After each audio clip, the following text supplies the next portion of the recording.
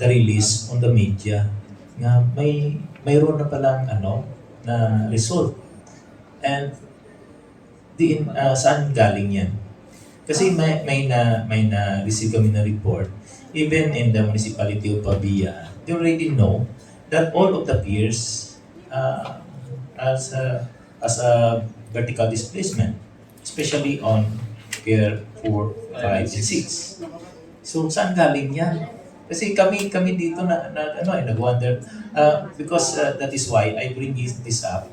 We need an official result of the third-party consultant investigation. So, kasi mahirap na marites yun pag ganon, marites pala yung lumabas sa news. Hindi O po. saan galing yung yan, sa inyo rin? Or they have another source yung mga media natin?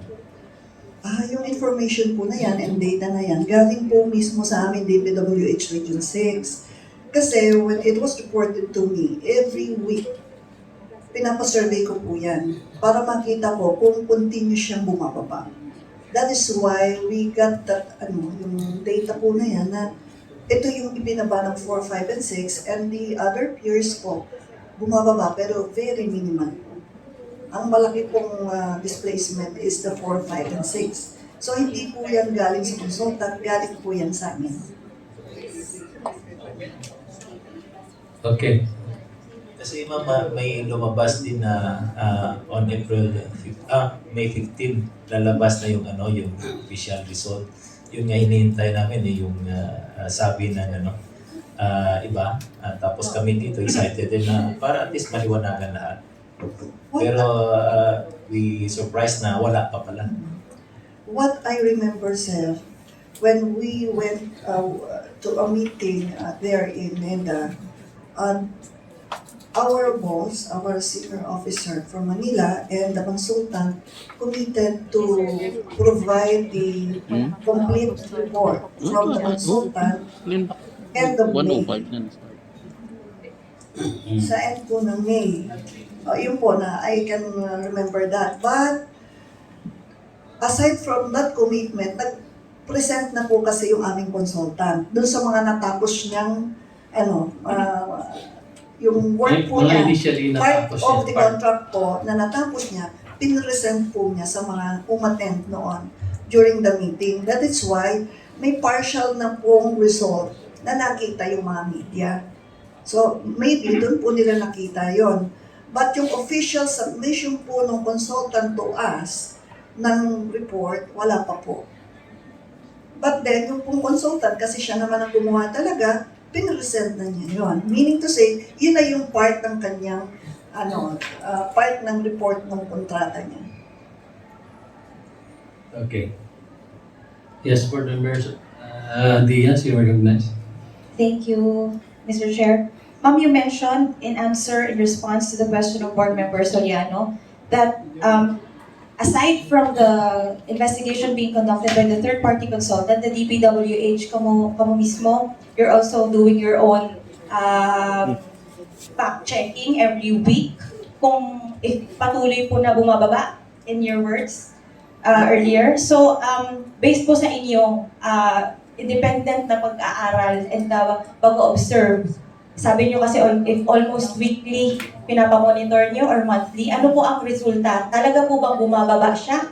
And ano po yung timeline na na-observe natin yung pagbaba? Is it weekly, monthly? And patuloy ba talaga itong bumababa? When it was reported to me, I had to do something about it. Kasi I have to prove that something is wrong with the flyover. So one way of ascertaining na talagang bumababa yun is to conduct a survey. So, weekly po, pinasa-survey ko yan. And we found out na talagang bumababa siya. Weekly po? Yes po, weekly. Nakita namin bumababa. But then, there came a time na nag-stop na po yun kasi through the initiative of the contractor, they commissioned a contractor po, nagpa-jet cloud po kasi sila. Yung jet cloud po, pinasaksakan po nila ng concrete yung piers 4 and 5, 4, 5 and 6 para at least mag-stop. That is not yung, hindi po yung intervention talaga na permanent.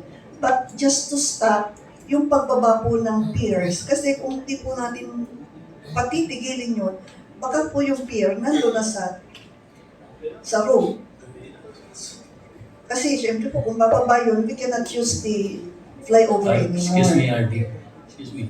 As I can remember, during the committee hearing, ARD Fruto told us that it was the initiative of the contractor to do the jet grouting Yes. and install kaya 3 or more machines, di ba? So we did it on for fingers 4, 5, and 6. Yes po. That's true.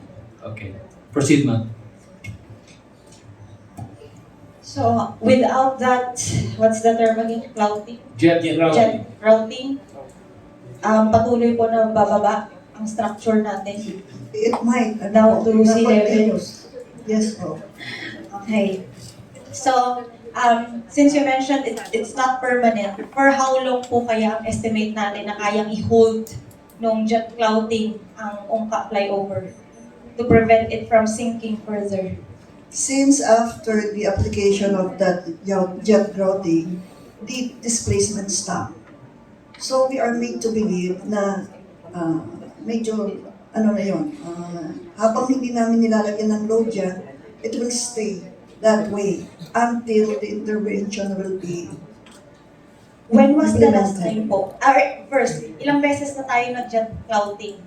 Once lang po. Once lang. Yes po. When was that, ma'am? I'm sorry po, I cannot remember. We ask the, is that from IBC? Please identify yourself and then Sir, respond. I'm Rolo Bistitas from IBC. Nag-start kami nag-start kami ng floating October up to December.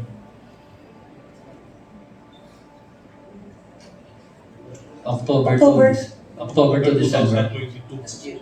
2020. Last year? So how come if it's from October to December, how come na hanggang ngayon?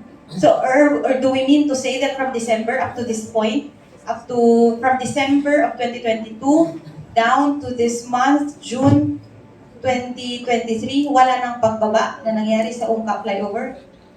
Based sa data na lumalabas dun sa may Pier 4 at saka Pier 4, Pier 5 at saka Pier 6, walang bumababa. Ang may displacement po na very minimal sa ibang piers naman. So sa ibang piers naman, kasi there are 16 Yes, po. piers. May 16 po kasi location ng piers. Yung 4, 5, and 6, yung pinakamalaki ang displacement, iyon ang initiative ng contractor, nilagyan ng jet routing. But the other piers na hindi nila nilagyan, may very minimal naman na displacement po. So, it's safe to say na from December hanggang June, may 6 months na hindi bumaba yung area na ginawa nila ng jet Yes po. routing. So, since, sir, you are from IBC, International Builders Corporation, you are the contractor of the project, Ungka Flyover. Yes. I heard from the others, I will not mention the name, that the last time they sent a representative here, the questions were not properly answered. Sir, may we know your position in IBC as well as the other representatives? Sa ngayon, sir, isa engineering representative ako ng IBC. Yes, what is your position in IBC, sir? What are you in IBC? May I know? Project manager, ma'am. Project manager. Yes, ma'am. How about Sir June Dalibas? I'm project in charge, ma'am. Sir, I'm sorry. Project in charge. Project in charge and project manager. So you're under the project manager. Yes, ma'am. I'm not very well acquainted with the Okay, so let's, But, sir, you mentioned that you did one jet routing with a portion. How about for the other portions? What is your initiative? Or do you have any plans? What do you intend to do with the remaining portion of the Ungka Flyover? Will we just let it sink? Or will you also plan to do jet routing to hold it for another 6 Yeah. months? Please respond. So ngayon, nagawa na namin yung tatlong piers. Saka nakita namin yung mga ibang piers na minimal naman yung settlement. Naghintay na lang kami ng kung ano bang mas magandang gawin dyan. Okay. Sit.